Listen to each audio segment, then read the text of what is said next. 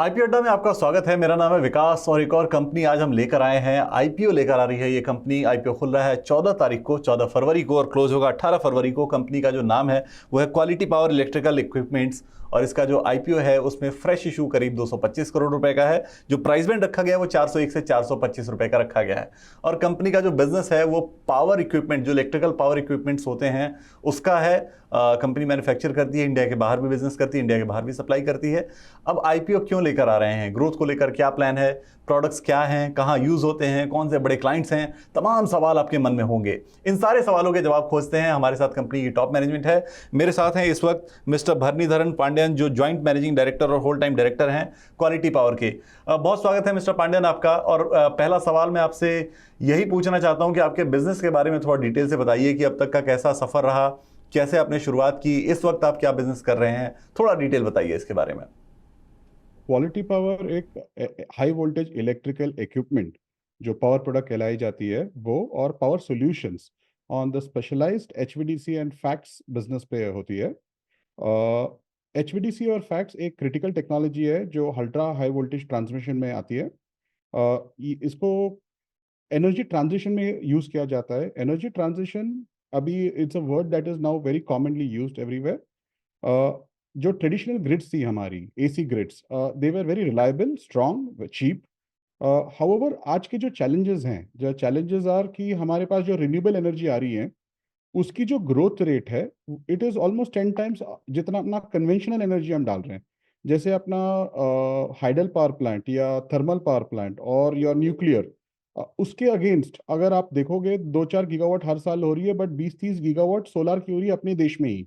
आप यूरोप और अमेरिका देखोगे तो उससे काफी ज्यादा आ रही है, because it is cheaper and also compliant to Paris 2050 accords. ये जब आती हैं, the biggest problem of AC grid is that जो ग्रिड होती है एसी वो बहुत रिजिड होती है, कि फ्लेक्सिबल नहीं होती। उसके वोल्टेजेस की चैलेंजेस हैं, फ्रीक्वेंसी की चैलेंजेस हैं। और जो रिन्यूएबल एनर्जी जनरेशन सोर्सेस हैं, they are not what we say rigid, they are very also flexible. दोपहर को आपके 12 बजे आपके पावर जनरेट होंगे, सडनली एक बड़ा सा क्लाउड आ गया तो आपकी जनरेशन आधी हो जाती है। तो जैसे अपनी डिमांड चेंज हो जाती है, सेम वे आपकी जनरेशन भी चेंज होना चालू हो जाता है। तो grid is not able to handle the voltage, frequency, whatever the grid parameters जो रहती है नॉर्मली। इससे क्या हो जाता है, ग्रिड की शटडाउन होनी चालू हो जाती है। इसी के वजह से you have to use what we say flexible AC devices, जहाँ पे we have to put flexible power electronics that will be able to control this grid integration devices, or also equipments like DC transmission। जैसे अपने घर पे inverter होता है कि जहाँ पे आपका जैसे ही आपका मतलब जो पावर सोर्सेज रहते हैं, उसके वोल्टेज भी चेंज हो जाए, फ्रीक्वेंसी थोड़ा चेंज हो जाए, आपके जब इन्वर्टर से गुजर के जाती है जो आपके घर के अंदर जाता है वो स्टेबल पावर जाता है। सो सेम वे अभी काफ़ी सारे HVDC लाइंस दुनिया भर में आ रही हैं, इंडिया में आ रही हैं। These are very very critical technologies. दुनिया में 2-4 लोग ही हैं जो बनाते हैं ये टेक्नोलॉजीज। इसके मोट भी बहुत ज़्यादा होते हैं। It is just not technology, इनके जो ऑर्डर्स भी 10-20 हज़ार करोड़ के ऊपर होती हैं। तो जो कंपोनेंट वेंडर हैं इस प्रोजेक्ट में, उनके भी काफ़ी सारे मोट होती हैं apart from technology and testing. हमने ये टेक्नोलॉजी 1972 में, मेरे जो पापा थे जो he was electrical design engineer, उन्होंने चालू किया। 2000 तक हमारे पास टेक्नोलॉजी थी बट कस्टमर नहीं थे। तो 2010 में हमें एक कंपनी मिली एंडॉक्स करके, जो टर्की में थी, जो इस टेक्नोलॉजी में आना चाहती थी। हम उन्हें खरीदे। फिर उसके बाद हमने इंग्लैंड में भी एक छोटा सा फैक्ट्री डाला, मैनचेस्टर में। फिर यूजिंग दीज टू लोकेशंस हमने कस्टमर को ये सामान बेचना चालू किया, जिससे हमारी क्वालिफिकेशन बनी। जो 2014 में हमने पावर ग्रिड के साथ मिला के उनके पहले HVDC प्रोजेक्ट में, तालचेर में हमने सामान सप्लाई किया। ये इस ऐसे प्रोजेक्ट्स में 5 से 10 साल की परफॉर्मेंस रहती है, जो हमने 2024 में ख़त्म किया। हमें ये टेक्नोलॉजी का मार्केट पता था, हमको इसका डिमांड पता था, और हमने उस पर काफ़ी सारे काम किए। हमने ऑलमोस्ट अभी 100 देशों में we have supplied equipments, we have cleared the configuration. आजकल हम चाइना में भी सप्लाई करते हैं, Sweden, Norway, Finland, Israel, Abu Dhabi, Saudi, America, हर जगह सप्लाई कर चुके हैं। अब जब रिन्यूएबल एनर्जी ट्रांजिशन बहुत जोर शोर से आ रहा है, आफ्टर स्पेशली यूरोप में, आफ्टर द रशियन वॉर, और इन इंडिया जहाँ पे there is a lot of push because renewables are cheap, हमारी जो डिमांड है बहुत जोर से बढ़ रही है। तो we decided that what we say we find that similar companies, अभी दुनिया में काफ़ी सारे हाईटेक कंपनीज हैं, अगर उन्हें भी लेके जाएंगे हमारे मार्केट के कस्टमर्स के पास, हमारे नेटवर्क के पास, हमारी ग्रोथ काफ़ी ज़्यादा हो सकती है।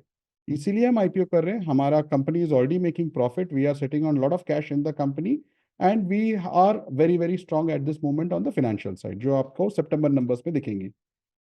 मिस्टर पांडेन, अगर अपनी क्लाइंट लिस्ट में आप कुछ नाम बता सकें जो बड़ी कंपनियां आपकी क्लाइंट लिस्ट में शामिल हैं, चाहे वो इंडिया की हो या इंडिया के बाहर की कंपनियां जो इस वक्त आपकी क्लाइंट लिस्ट में हैं। एक डीआरएचपी की आपको, और आरएचपी में there is a mandate, but हमको हिटाची जीई जैसे कंपनियों से हमें what we say we have got a clearance to use their name. और जो भी एचवीडीसी और फैक्स के ग्लोबल वेंडर्स हैं, हम सबके व्हाट वी से वेंडर है ऐसे कंपोनेंट्स में। जब जब जब आप एचवीडीसी के नाम सुनते हो आजकल ऑर्डर्स में, जब डिक्लेयर करते हैं, you can safely assume that we have a very good chance of getting those orders from a component side. और okay. We for all the technologies that is both VSC LCC, और जो भी Fortune 500 companies हैं जो इस sector में काम करती हैं वो हमारे साथ काम करते हैं, हमारे साथ रिलेशनशिप है उनका। अब चूंकि हम बात कर रहे हैं आईपीओ की, तो फ्रेश इशू से आप 225 करोड़ रुपए जुटा रहे हैं। इस पैसे का इस्तेमाल आप कहां करने वाले हैं, किन चीजों में यूज करने वाले हैं इस फंड को आप? 225 करोड़ में majority of the portion is going into acquisition of a majority stake of a very well known renowned company in India called Meru Electricals। ये 500 केवी तक सीटी पीटी और सीवीटी बनाती हैं, very very high technological product similar to ours. उनकी maximum sale India में हो रही है, where we can take them global. और ये जो एचवीडीसी और फैक्स मार्केट में जहाँ पे we are making a pole position, we would also like to use their equipment, complement and sell it across. वो पहली चीज़ है। We are taking some machineries, what we say that is required for our natural expansion. However, interestingly, we have also kept 35% of our issue as for not for GCP. It is also indicative of other future acquisitions that has to be done in the next 24 months as per LODR. Mister Pandian, आपने हाल ही में एक acquisition किया है, आपने acquisition किया है Mehru electrical and mechanical engineers private limited का। तो इस एक्विजिशन का फायदा आपके बुक्स में कब से रिफ्लेक्ट होना शुरू होगा? क्या ये एक तो पहले आपके बिजनेस पे कैसे ये इंपैक्ट डालने वाली है, कैसे आपको सपोर्ट करने वाली है ये कंपनी, और दूसरा इसका बुक्स पे कब रिफ्लेक्शन आएगा? सर, उसका गोस्ट बैलेंस शीट ऑलरेडी हमारे आरएचपी में लगा चुका है, so you have a idea of the numbers. What we say we would be completing the acquisition with in 30 days of the what we say of the issue is this week, which means by mid of March we should have completed the acquisition. So I think FY25 balance sheet में आपको you will see a very good positive impact. चूंकि आप India के अलावा बाहर के देशों में भी आपका बिजनेस है, तो किन किन देशों में इस वक्त आपका बिजनेस है, और रेवेन्यू शेयर के हिसाब से देखें तो कौन से देश ऐसे हैं जो टॉप 3 में आते हैं? काफी कंजर्वेटिव साउथ इंडियन फैमिली है, तो profit is very important to us. So we go where profit is the highest at this moment. It is where the market demand is very high. It is at the currently अभी Europe में काफी demand आ रही है। अभी India में जितने उन्होंने tender लगाए हैं, ये जैसे आप अभी इंडिया में आपको you can see that last 4 महीने में 2 एचवीडीसी जॉब्स लगाई हैं। काफी सारे स्टैटकॉम आ रहे हैं। उन्होंने एक्चुअली अभी मैंडेट भी कर दिया है कि इंडिया में 33% of all renewables will be statcoms और FACTS devices to be installed. 10% of all renewables should have battery energy storage. In the HVDC and facts, currently we are among the pole position. What we say, we could safely assume that we will have a very very good advantage with all these sectors coming in. So Europe, India और America, जहाँ पे हम already 10 साल से बेच रहे हैं, these are our 3 global markets that we are focusing. However, we have a lot of supplies, as I said, globally markets, including in China. अच्छा मिस्टर पांडेन, जब मैं आपके पीएनएल को देख रहा था तो आपका जो रेवेन्यू शेयर है वो 80-20 का है, जिसमें 80% जो है एक्सपोर्ट से आता है और 20% का जो रेवेन्यू है वो आपके डोमेस्टिक मार्केट से आता है। अब चूंकि आप एक नया एक्विजिशन कर रहे हैं, मेहरू के एक्विजिशन के बाद अब आपका जो फोकस है वो क्या एक्सपोर्ट पे ज्यादा बढ़ने वाला है या डोमेस्टिक फोकस आप ज्यादा बढ़ाने वाले हैं? रेवेन्यू शेयर में कुछ बदलाव आगे देखने को मिलेगा? India में we are in a pole position, so most of the orders, if not everything, would come to us. Also, we have a BIS coming up in August, which will ensure that there is no foreign competition also that can easily participate in this sector. That is point one. Point two, Meहरू ka we would focus on exports, primarily because we would like to improve the earnings and bring them to the ratio similar to ours. हमारा जो ambition as a company, we would like to be the Hitachi Energy from India on global high technology products and solutions. That is our intention. So we would ideally like to be a global company.